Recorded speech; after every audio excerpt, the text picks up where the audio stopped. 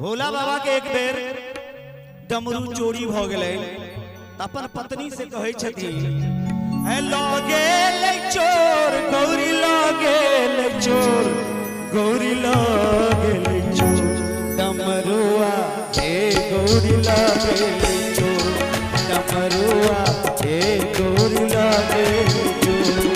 लगे ले चोर गौरी लगे ले चोर गौरी लगे ले चोर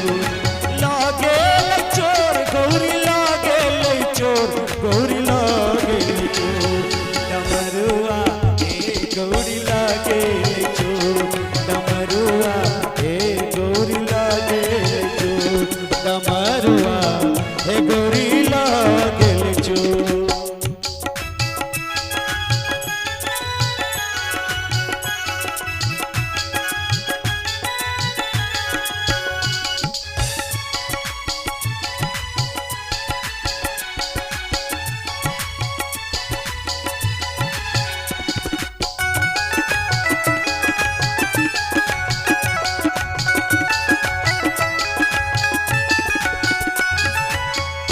बात कहब गौरी शंकाच मोर एक बात कहब गौरी शंकाच मोर तोर बाप डमरू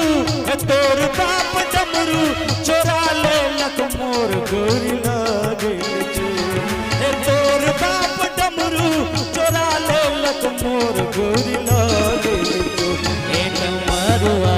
ए गौरी लगे चोर डमरुआ गौरी लगे चोर लगे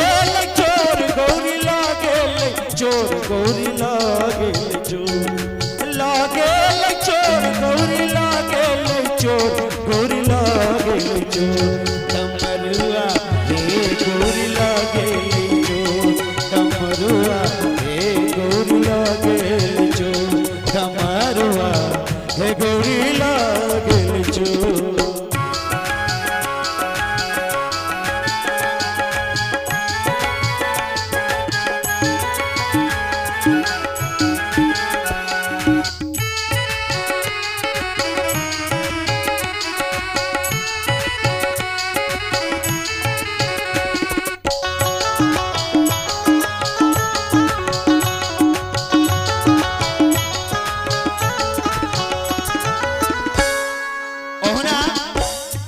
स्त्री सब कुछ बर्दाश्त कर लेती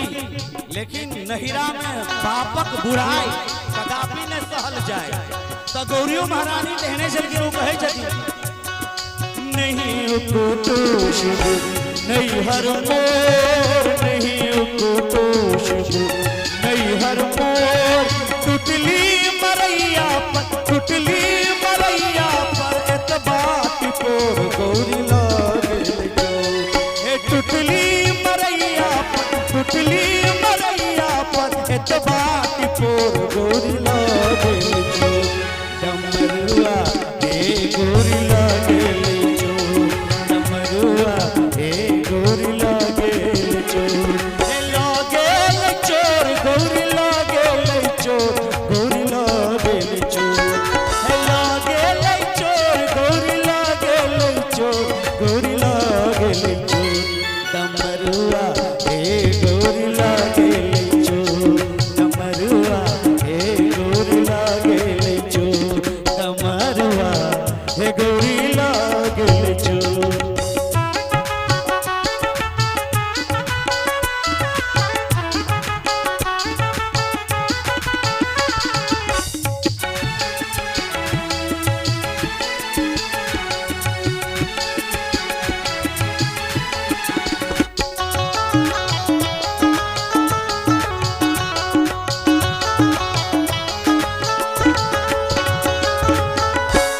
भोला बाबा के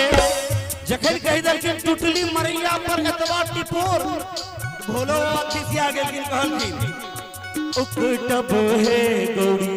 नैहर तोर उकटब हे गौरी नैहर तोर एक पार एक छो एक पार एक छो नैहर बा में चोर गौरी लगे चोर एक पार एक छो एक पार एक छो नैहर बा में चोर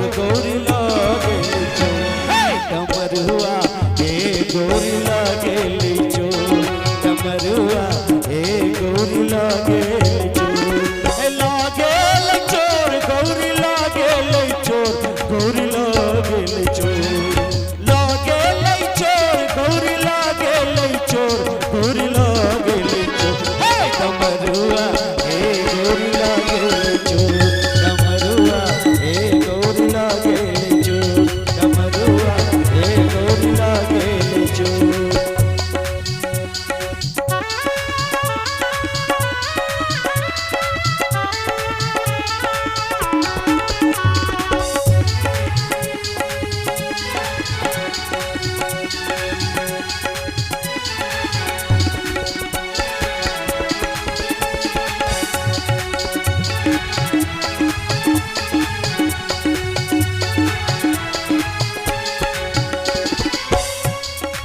गौरी महारानी दुगो नेना भुटका चले कार्तिक गणपति है कार्तिक गणपति लेलन कोर कार्तिक गणपति लेलन कोर चलली भवानी है चलली भवानी नैहर बाकी और गौरी लागे है चलली भवानी है चलली भवानी नैहर बाकी और गौरी लागेले चोर डमरुआ हे गौरी लागेले चोर डमरुआ हे गौरी लागेले चोर लागेले चोर गौरी लागेले चोर गौरी लागेले चोर हे लागेले चोर गौरी लागेले चोर गौरी लागेले चोर डमरुआ हे गौरी लागेले चोर डमरुआ हे गौरी लागेले चोर डमरुआ हे गौरी लागेले चोर।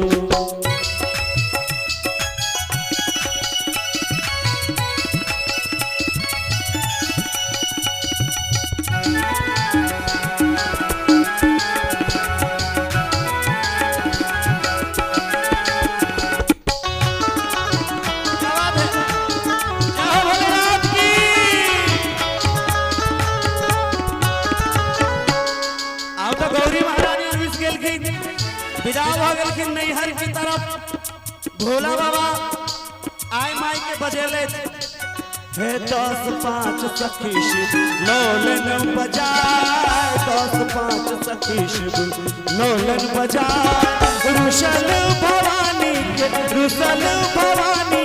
ले